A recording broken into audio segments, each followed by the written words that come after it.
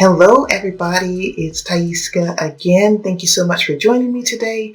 I am coming to you with 4 new books. Well, not new, but they're new to me.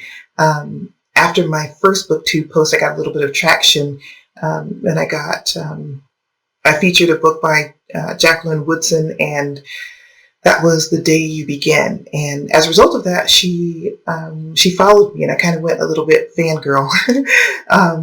And decided to look her up a little bit more and see what else she had written. And to my surprise, she's written so many books. She's been writing for a couple decades, and I was just really intrigued by that. I also got to have a brief chat with Derek Barnes, who is the author of Crown, An Ode to the Fresh Cut. And he was just talking about how it's easier to kind of jump into the book publishing industry if you write for middle grade or young adult readers.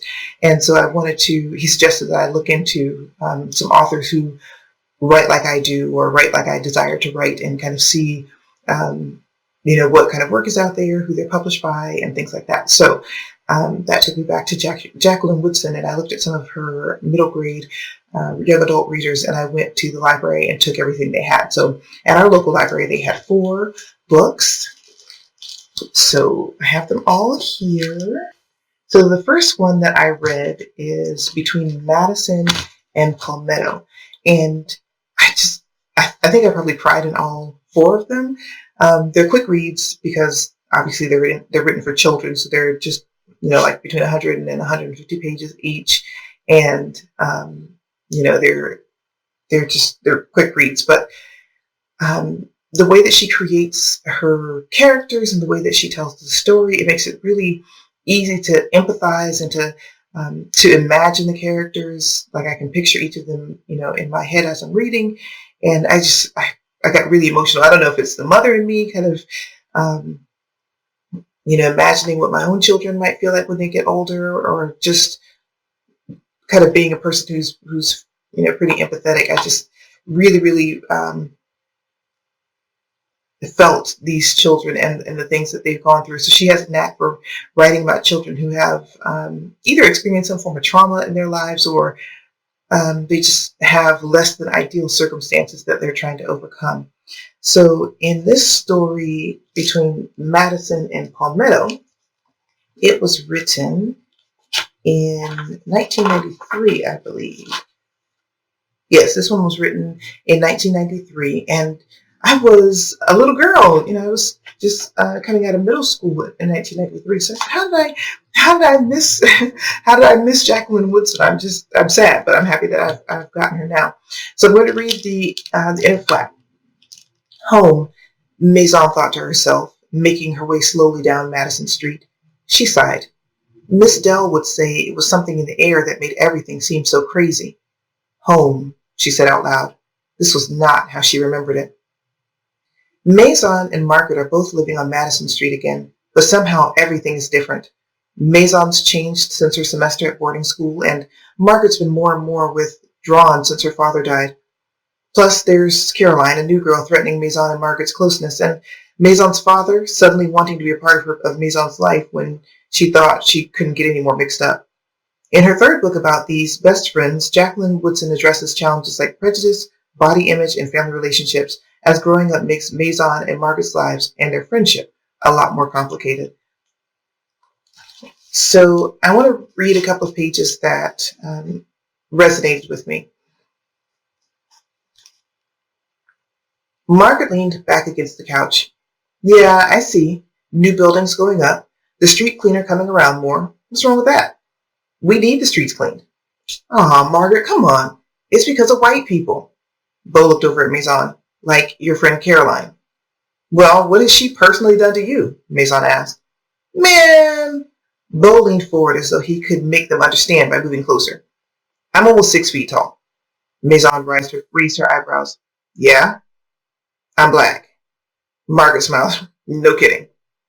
I'm a man. A teenager, Maison corrected. You're 13. Beau shook his head. Whatever. It doesn't matter. What matters is you get me on a dark street with your Caroline or your Caroline's mom. If they don't run like Pete to cross the street, my name's not Beau Douglas. Margaret and Maison were silent. If it wasn't for Baldwin Prep teaching me that it's okay to walk through this world a black male, Bill continued, I'd probably be feeling kind of low. We don't get taught that stuff and we feel okay, Margaret said. Just okay, Osmer? Who wants to feel okay? I want to feel great about who I am. So both of my sons are not yet school age, but they will be. And one of the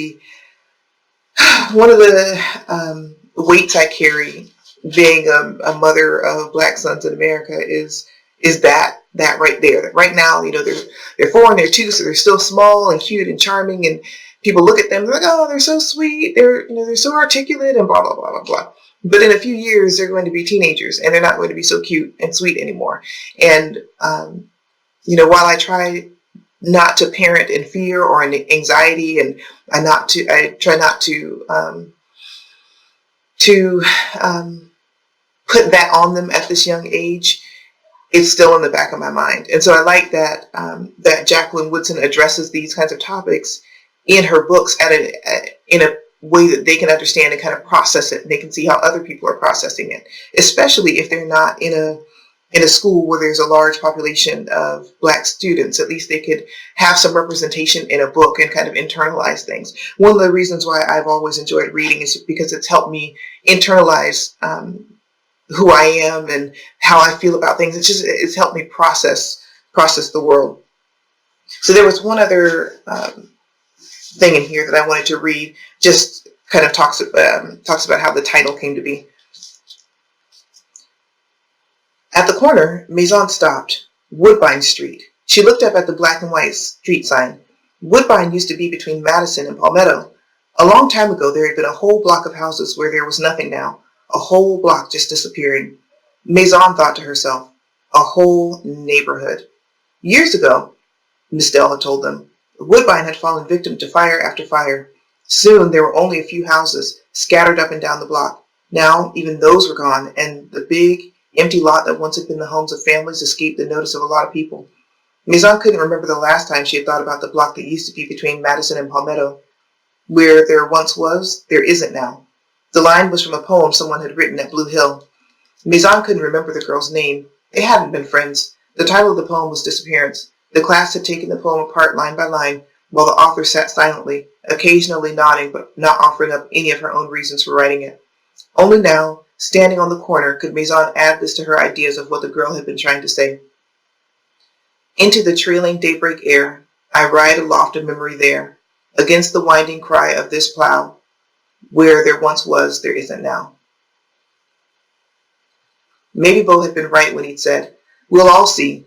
Maybe everyone in the neighborhood was on the edge of riding aloft a memory of the old Madison. In the years to come, Maison wondered, would Madison Street drop off the face of the earth the way Woodbine had? So, I highly recommend all of these books for adults or for young people. Definitely recommend it, Between Madison and Palmetto. And in the flap, it said this is the third about their friendship. So I'll probably go and check out the others. So thank you for watching. Like, comment, let me know if you've read the book, or if you're going to read the book, let me know what you think about my review. And subscribe. You can subscribe to me here on YouTube. You can subscribe to me on Instagram. So yeah, thank you.